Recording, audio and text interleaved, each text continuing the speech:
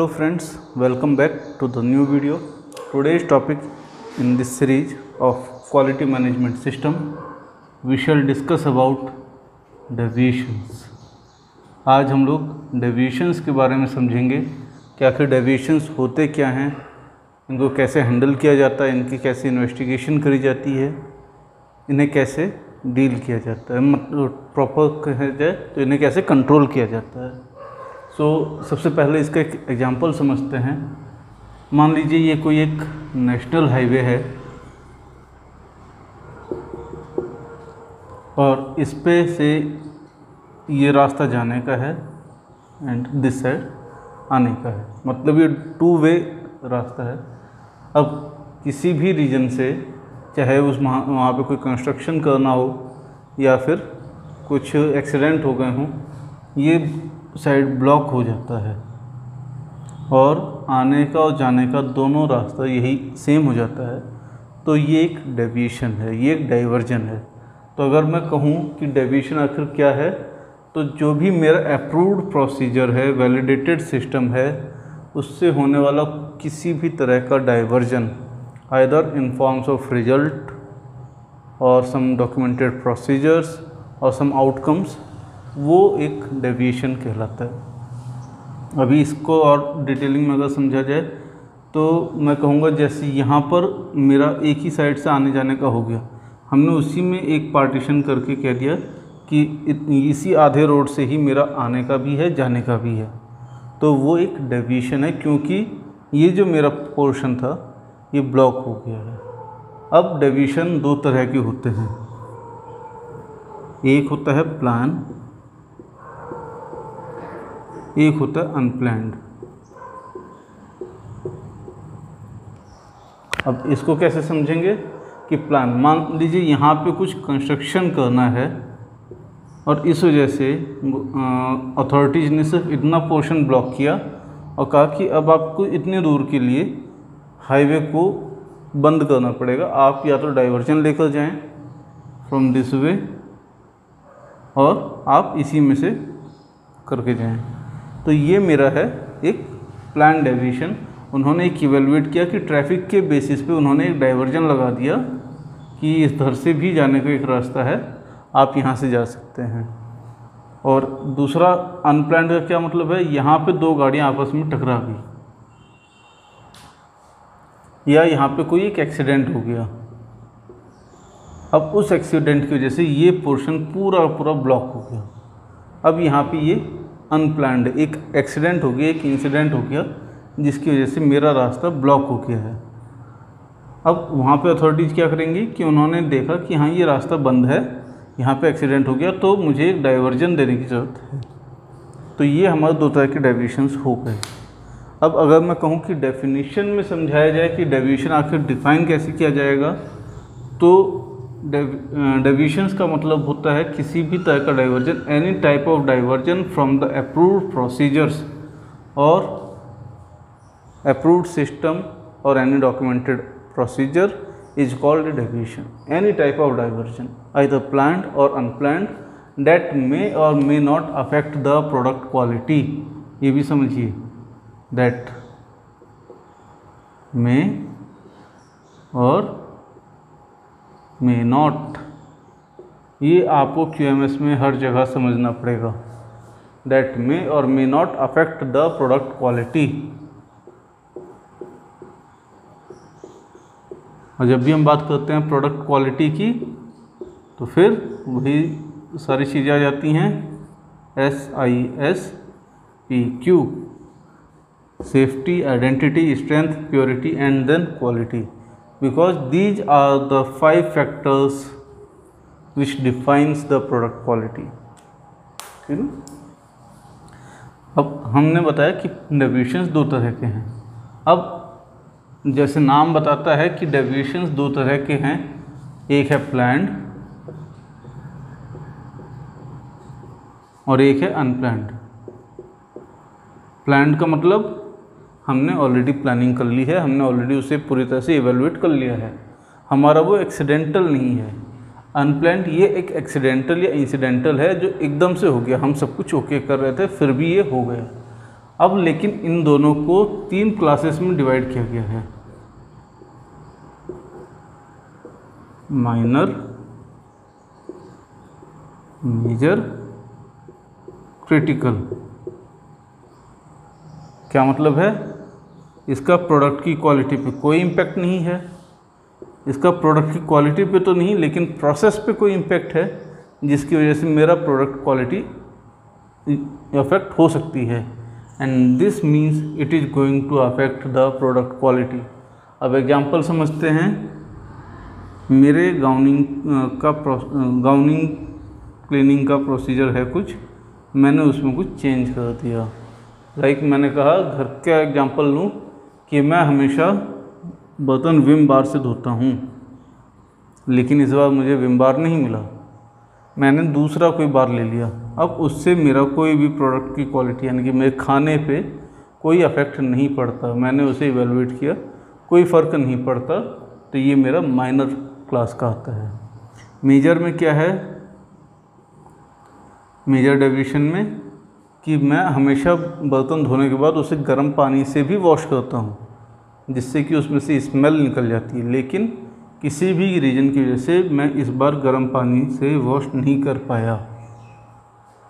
अब क्योंकि यहाँ पे मेरा क्लीनिंग प्रोसीजर अफेक्ट हो गया, अब हो सकता है इसका इफेक्ट पड़े या ना पड़े, फिर भी ये एक डेविएशन है, तो ये एक मेरा मेजर टाइप का है, मेरा क्लीनिंग प्रोसीजर अफेक्ट हो गया।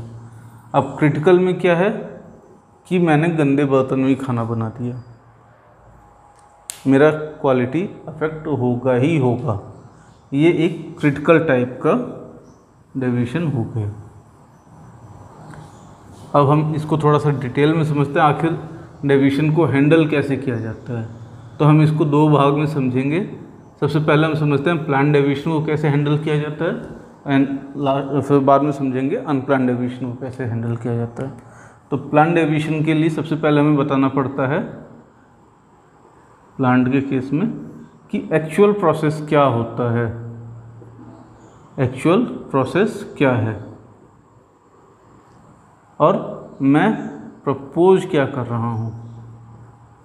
एक बात और समझ लीजिए कि जो प्लान डेविएशन है ये परमानेंट नहीं होता, ये एक टाइम फ्रेम के लिए होता है।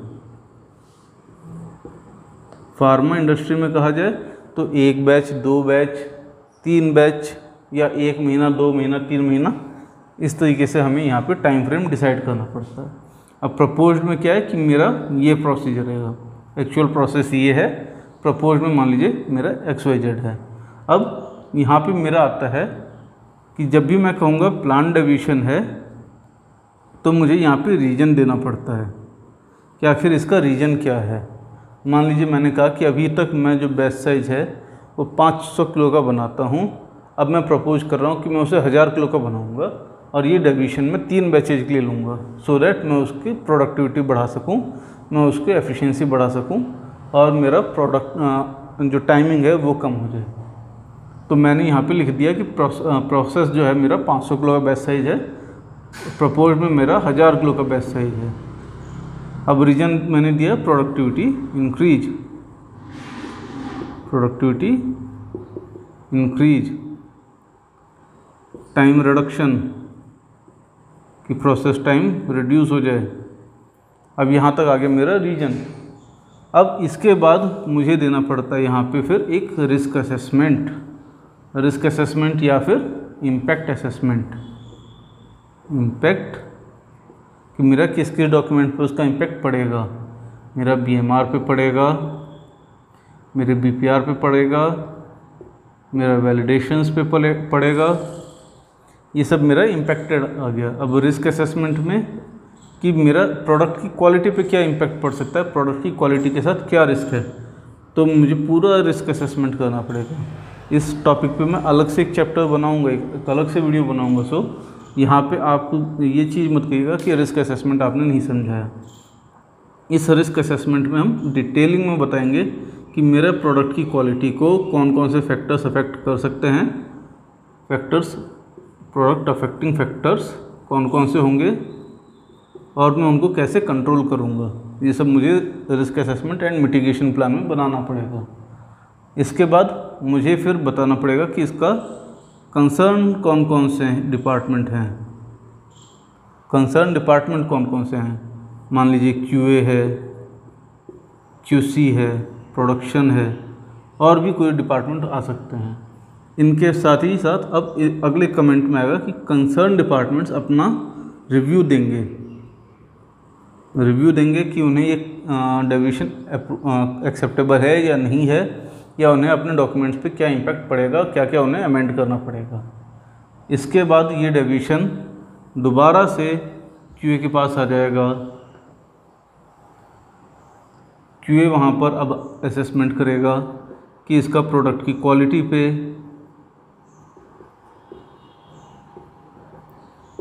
प्लस पास्ट हिस्ट्री, कि कहीं ऐसा पास्ट में भी तो नहीं हुआ है, ये सब भी इवेलुएट करके वो अपना कमेंट देगा कि whether this deviation is acceptable और नॉट, या यहाँ पे मुझे और क्या करने की ज़रूरत है। इसके बाद पास्ट हिस्ट्री के बाद आता है QA अप्रूवल। जैसे चेंज कंट्रोल में हेड QA अप्रूव करता है, वैसे ही यहाँ पर भी हेड QA ही अप्रूव करेगा। अब हेड QA चाहे तो इसे अप्रूव कर सकता है और रिजेक्ट कर सकता है, प्लस सजेस्ट भी कर सकता है। रिजेक्ट किया तो रीजन भी देना पड़ेगा कि क्यों रिजेक्ट किया जा रहा है।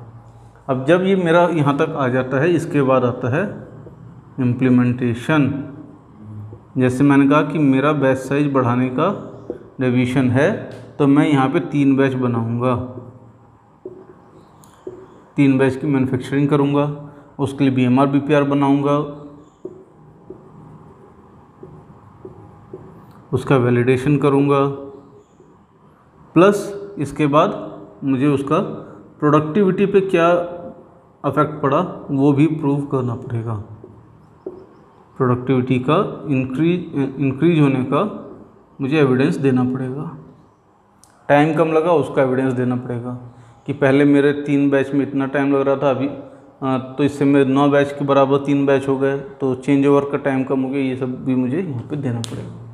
अब जब ये सब इम्प्लीमेंटेशन हो जाता है तो मेरा डेविएशन आता है क्लोजर पे। क्लोजर में क्या है कि क्लोजर के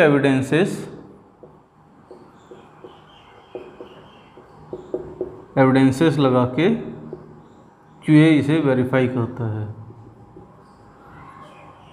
QA ने जब वेरीफाई कर दिया उसके बाद ये इस डेविएशन को क्लोजर के लिए रिकमेंड कर दिया जाता है, क्लोजर रिकमेंडेशन। अब यहाँ पे जब ये क्लोजर रिकमेंड कर दिया जाता है तो साथ ही साथ इसका कुछ कापा एक्शंस, जैसे मान लीजिए मैंने कहा कि मैं बैच साइज बढ़ा रहा हूँ, तो अब मुझे ये क्योंकि डेविएशन से मैंने प्रूव कर दिया कि इससे प्रोडक्टिविटी बढ़ रही है, तो QA इसमें कापा रिकमेंडेशंस में देगा कि अब क्योंकि प्रोडक्टिविटी बढ़ रही है इससे, तो आप अपने BMR BPR रिवाइज करके इसको 1000 किलो का बैच साइज फाइनल करिए। उसी के साथ ही ये मेरा डेविएशन क्लोज हो जाता है। अब सेकंड आता है मेरा अनप्लान्ड डेविएशन। अनप्लान्ड में क्या है,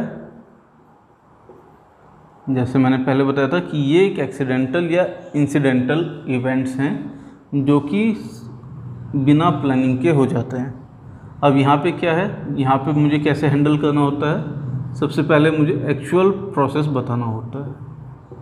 पहले इसका मैं आपको एग्जांपल एक बता देता हूँ क्या होता है कि मान लीजिए हम फार्मा कंपनी में काम कर रहे हैं और काम करते करते कोई चीज़ स्पिल हो जाए, स्पिलेज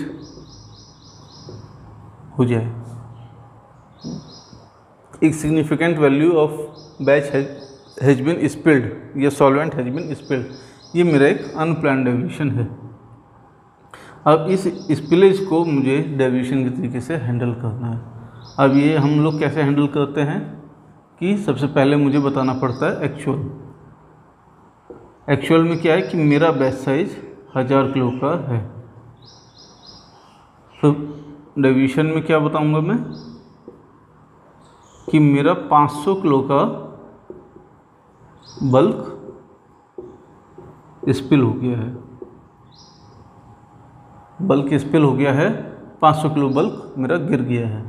अब मुझे एक यहाँ पे एक रीजन देना पड़ता है, प्रोबेबल रीजन, कि जिसे कहते हैं ना first sight, reason at first sight, प्रथम दृष्टया। प्रोबेबल रीजन में मैं बताऊंगा कि ये जो है हैंडलिंग के ड्यूरेशन पे गिर गया, हैंडलिंग पे स्पिल्ड हो गया, हैंडलिंग में यहाँ पे स्पिल हो गया।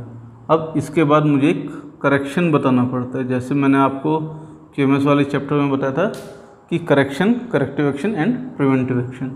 तो मुझे यहाँ पे करेक्शन बताना पड़ेगा कि मैंने उस 500 किलो का जो मेरा बैच बच गया है उसको क्वारंटीन कर दिया है, मतलब उसको संभाल के एक साइड रखा है, बल्कि और बाकी जो 500 किलो मेरा स्पिल हो गया है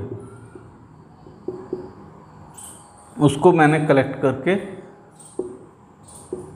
collected, labelled plus quarantine,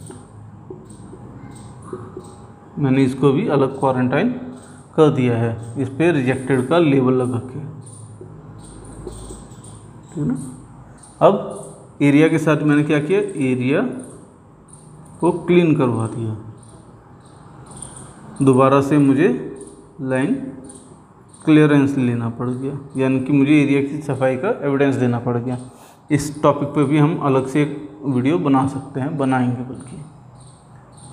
line clearance के बाद मैंने दोबारा से ये जो मेरा ओक के 500 किलो मटेरियल है इसको मैंने दोबारा से प्रोसेस में ले लिया, प्रोसेस कर दिया, क्योंकि मैं प्रोसेस को नहीं रोकूंगा, मैं सिर्फ इसको थोड़ी देर के लिए क्वारंटीन करूंगा, सो दैट मैं यहाँ पे जो मेरा फैल चुका है माल, जो बैच मेरा फैल चुका है उसको कलेक्ट करके उसको रिजेक्ट कर सकूँ, और उसके बाद मैं इसे अलग से प्रोसेस करूँगा।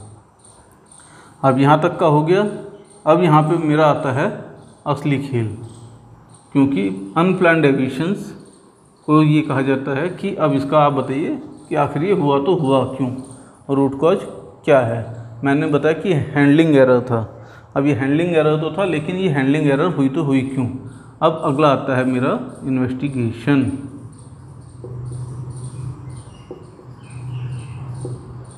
इस इन्वेस्टिगेशन पे मुझे बताना पड़ता है आखिर इसका रूट कॉज क्या है। इस टॉपिक पे भी हम लोग एक अलग से पूरा डिटेल वीडियो बनाएंगे। यहाँ पे मैं आपको एक इन्वेस्टिगेशन का बेसिक बता देता हूँ कि रूट कॉज हमें आइडेंटिफाई करना होता है कि आखिर रीजन्स क्या हैं, probable root cause plus actual root cause. ठीक है, हैंडलिंग एरर हुई, अब वो हैंडलिंग एरर क्या थी, उसने मान लीजिए वो जो कंटेनर था उसके हैंडल्स नहीं थे, या उसमें कोई हैंडलिंग का टूल नहीं था, या जिस ट्रॉली पे वो आ रहा था वो ख़राब थी, अगर ख़राब थी तो उसमें कौन सा पार्ट ख़राब था, वो सब हमें बताना होता है। इस रूट कॉज या रीजन्स के बाद हमें बताना पड़ता है इसका कापा। अब क्योंकि करेक्शन हम लोग ऑलरेडी बता चुके हैं, वो इमीडिएट एक्शंस थे, तो यहाँ पे मुझे सिर्फ corrective action and preventive action बताने होते हैं कि करेक्टिव एक्शन मैं इस रूट कॉज को कैसे ट्रीट करूँगा, और प्रिवेंटिव एक्शन कि मैं इसको आगे फ्यूचर में होने से कैसे रोकूँगा। मान लीजिए मैंने कहा कि मेरी ट्रॉली ख़राब थी, तो करेक्टिव एक्शन में क्या आ जाएगा कि मैं उस ट्रॉली को ठीक कराऊँगा थ्रू इंजीनियरिंग, और प्रिवेंटिव एक्शन में क्या आ जाएगा कि मैं ट्रॉलीज का एक प्रिवेंटिव मेंटेनेंस करवाऊँगा। हर एक फ्रिक्वेंसी पे 3 महीने, 4 महीने, 5 महीने, 6 महीने, एक टाइम इंटरवल पे मैं अपने ट्रॉलीज का प्रिवेंटिव मेंटेनेंस करवाऊँगा। अब इस कापा का जब भी हम कहेंगे कि कापा लिया जाएगा तो इसका फिर एक रिस्क असेसमेंट भी किया जाएगा।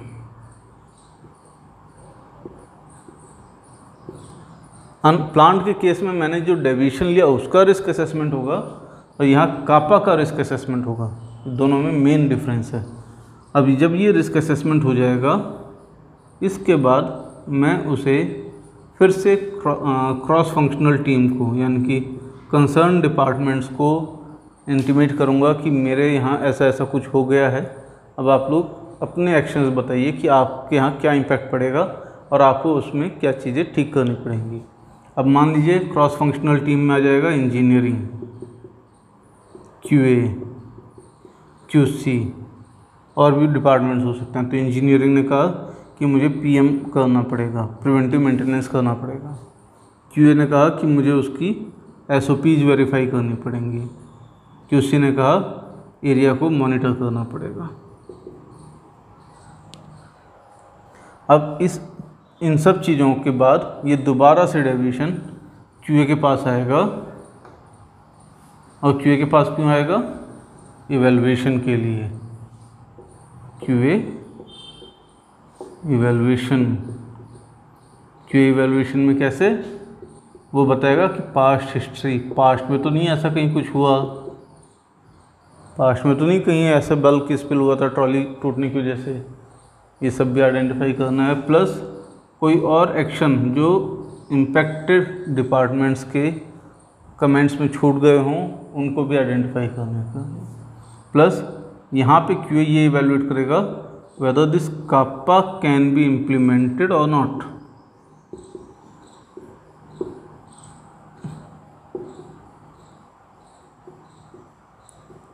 यहाँ पे हम ये आइडेंटिफाई करेंगे कि कापा इम्प्लीमेंट हो सकता है या नहीं हो सकता। अब जब हमने कहा कि कापा कैन बी इम्प्लीमेंटेड तो क्यूए अप्रूवल, क्यूए अप्रूवल पे फिर वही अप्रूव भी कर सकता है, रिजेक्ट भी कर सकता है, सजेस्ट भी कर सकता है। अब जब इतना सब हो गया, जब एक बार अप्रूवल मिल गया तो हमें फिर इसका कापा का इम्प्लीमेंटेशन,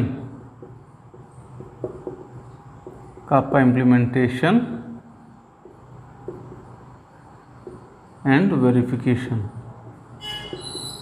कि मेरा कापा इम्प्लीमेंट हो गया है, उसको वेरीफाई कर लीजिए। अब जब ये कापा वेरिफिकेशन हो जाएगा उसके बाद आता है क्लोजर।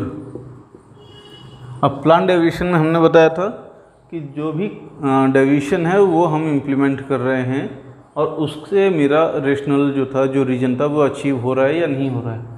यहाँ पे बल्कि हमें ये बताना कि कापा मेरा इम्प्लीमेंट हो गया है या मैं कापा को इस तरीके से इम्प्लीमेंट कर रहा हूँ और इसका इफ़ेक्टिवनेस वेरीफाई कर लिया गया है, इफ़ेक्टिवनेस प्रूव कर दिया गया है, इफ़ेक्टिवनेस वेरीफाइड, एंड दस this deviation can be closed. अब जब मेरा ये डेविएशन क्लोज हो जाएगा उसके बाद मैं इसको एक फ़ाइल में करके अलग से आर्काइवल में रख देता हूँ जहाँ पे मैं सारे डॉक्यूमेंट्स रखे जाते हैं। और जब मेरे ये सारे डॉक्यूमेंट्स एक जगह आर्काइव हो जाते हैं तो मुझे फिर उसको उसी हिसाब से मेंटेन करना पड़ता है। ये सब कुछ मेंटेन होता है थ्रू ए लॉग बुक, जो कि डिपार्टमेंट या कंपनी वाइज आप अपने हिसाब से एसओपी में जैसे होता है वैसे मेंशन करते हैं। और हर इस डेविएशन को पास्ट हिस्ट्री पे ट्रेंडिंग करी जाती है कि मेरे किस किस तरह के डेविएशंस हुए हैं, प्लान हुए हैं, अनप्लान हुए हैं, planned, unplanned, root cause basis पे, कापा इम्प्लीमेंटेशन पे। ये सब, इन सब चीज़ों पे मुझे ट्रेंडिंग करनी पड़ती है। और जब भी मैं कहता हूँ कि मैंने ट्रेंडिंग करी, इट मीन्स मैं उनके ग्राफिकल प्रेजेंटेशंस भी प्रोवाइड कराऊंगा। इसी के साथ ये डेविएशंस का जो चैप्टर है ये यहीं पे कंप्लीट होता है। अगर आपको इससे रिलेटेड कोई भी क्वेरी है तो आप कमेंट्स करके पूछ सकते हैं। अगर आपको इसमें और भी कुछ समझना हो तो वो भी आप कमेंट्स करके पूछ सकते हैं। अगर आपको ये वीडियो पसंद आए तो आप इस वीडियो को लाइक करें, शेयर करें अपने फ्रेंड्स के साथ, साथ ही साथ इस चैनल को सब्सक्राइब करें सो दैट हमें भी थोड़ा सपोर्ट मिले और हमें और भी काम करने का प्रोत्साहन मिले। So thank you.